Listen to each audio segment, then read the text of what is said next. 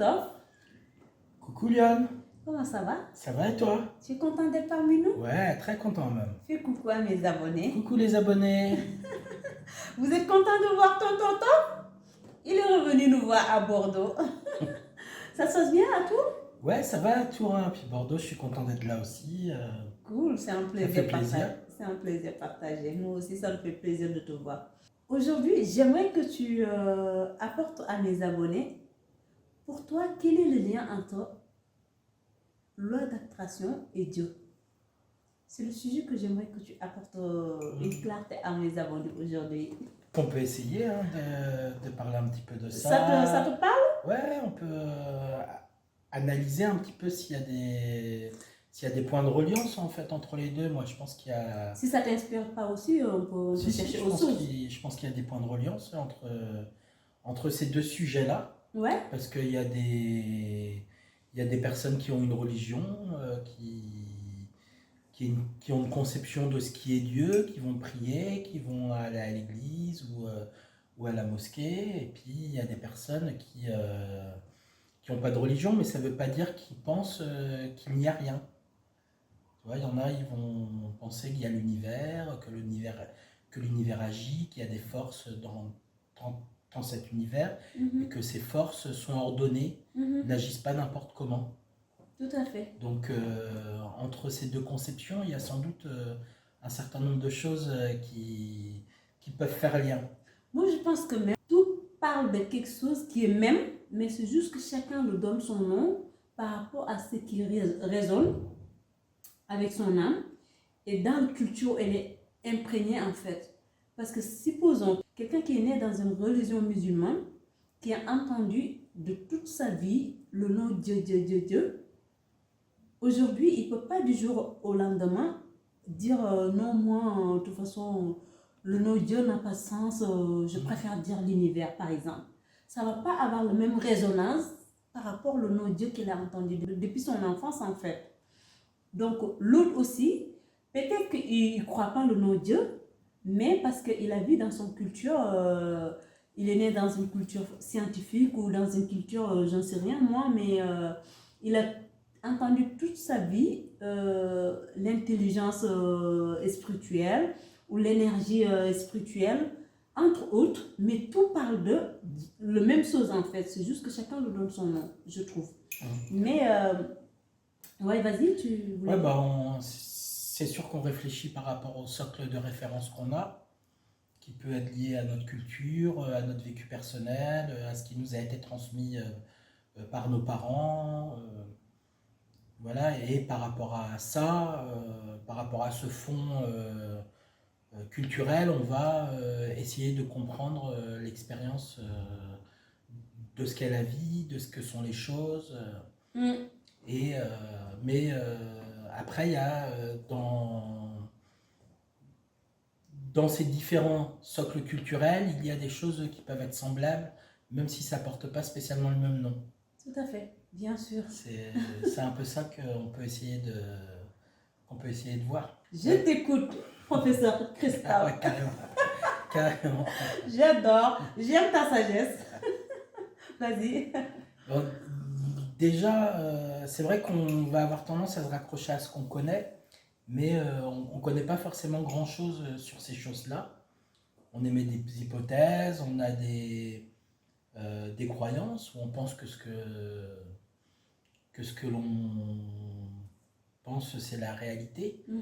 Même concernant Dieu, en fait, qu'est-ce qu'on sait de Dieu avec de notre position d'humain? Dieu est tellement supérieur si on considère que qu'il y a la création de la Terre, du système solaire. Bon, c'est quelque chose qui est tellement grand au niveau de l'intelligence que nous... Et mystérieux. Voilà, et mystérieux que nous, on ne peut pas dire Dieu il est comme ci ou Dieu il est comme ça. On peut juste le considérer comme un seuil de mystère. Sans doute que Dieu, c'est pas le bonhomme avec la barbe comme on nous le réalise, comme on a tendance à lui donner. comme on a tendance à le représenter. Tout à fait.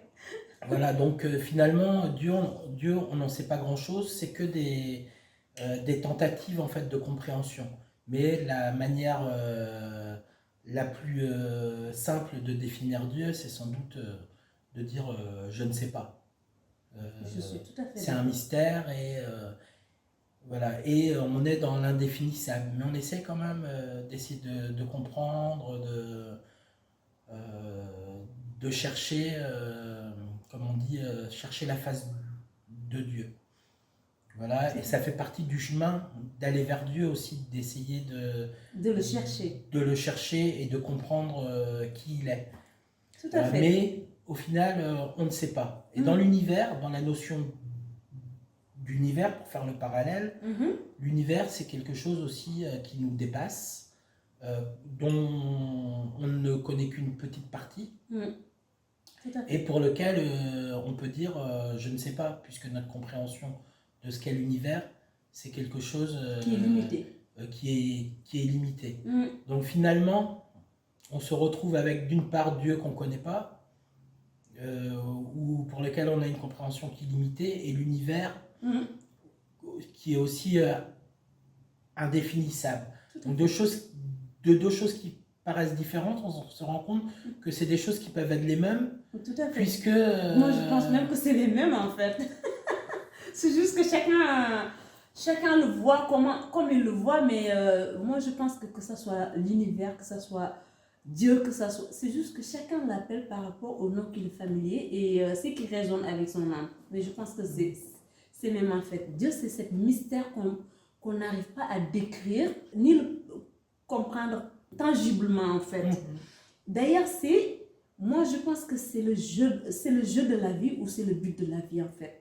Le but de la vie, c'est que, selon moi, on est venu ici en fait pour le chercher. Parce que plus on le cherche, plus on le rapproche et plus on avance vers lui.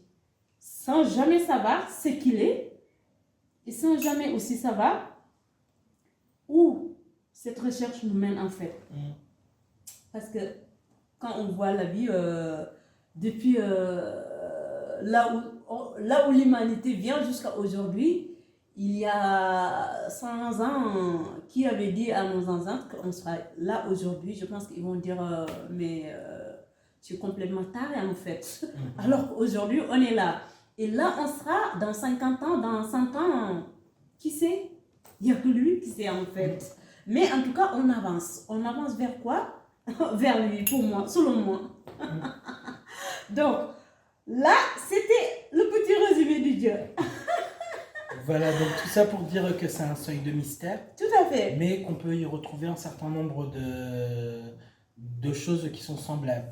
Bon, par exemple, pour en revenir au sujet de la loi d'attraction et de Dieu, dans la loi d'attraction, en fait, on pense qu'on émet des souhaits et que ces souhaits-là, en fait, trouvent une résonance dans l'univers.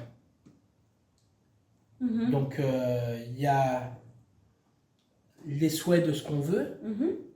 Voilà, ces souhaits-là s'ancrent dans le sentiment et sont transmis à l'univers à travers une transmission vibratoire. Tout à fait.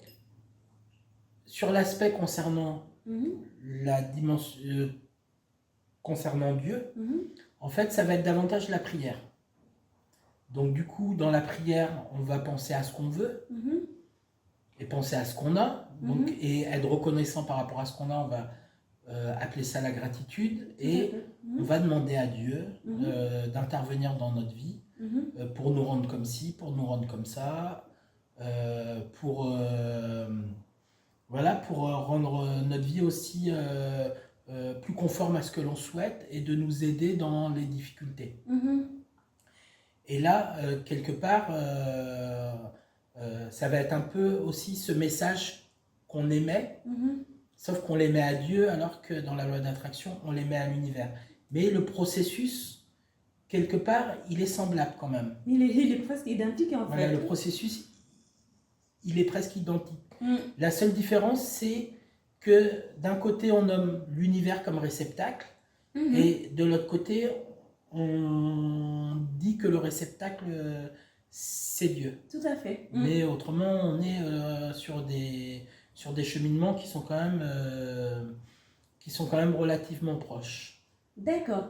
Et pour quelqu'un qui voulait avoir une bénéfice là-dessus, par exemple, pour l'appliquer, tout en étant, supposons, quelqu'un qui est musulman et qui voulait appliquer la loi d'attraction tout en gardant sa religion, sans avoir une culpabilité en disant oui, de toute façon, c'est pas dans ma religion, pourquoi je dois l'appliquer? Comment il pourrait l'appliquer pour que ça soit bénéfique, mais en même temps, sans poser préjudice à sa religion, par exemple? Comment il pourrait l'utiliser, par exemple?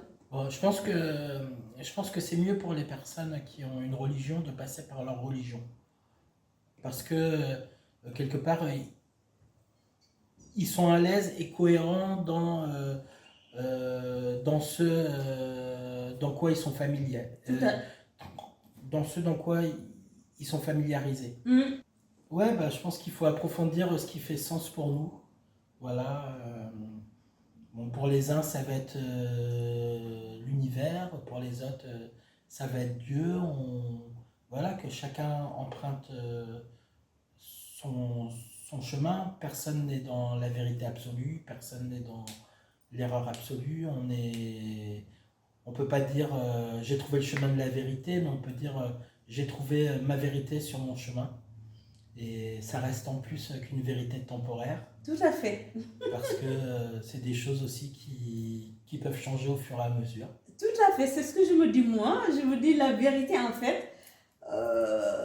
Depuis les nuits de temps, les gens ils sont en train de le chercher. Personne ne l'a pas encore trouvé. Sauf ceux qui résument la vérité pour une dogme qu'on avait descendu, je ne sais pas il y a combien. Mais en tout cas, la vérité globale, personne ne l'a pas encore trouvée. Mais je pense que le mieux, c'est que chacun cherche sa propre vérité en fait. Quelle est sa propre vérité? Ce qui donne sens à sa vie et ce qui résonne avec sa vie et ce qui permet à sa vie de s'épanouir en fait. À partir du moment où on est sur cette lancée-là et sur ce cheminement-là, tout en respectant les autres avec leur choix et leur manière d'être, je pense qu'on est déjà sur la vérité pour moi. Parce que ma vérité ne peut pas être ta vérité, comme ta vérité ne peut pas être la mienne.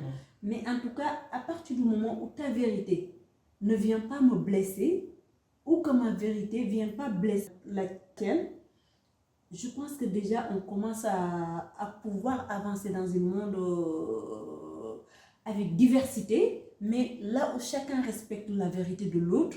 Moi, par rapport à la vision que j'ai dans la vie, je pense que le monde, il est dans cette perspective en fait. Il avance vers la diversité. Après, moi, je pense qu'il faut avoir de la tolérance envers ce qui est différent.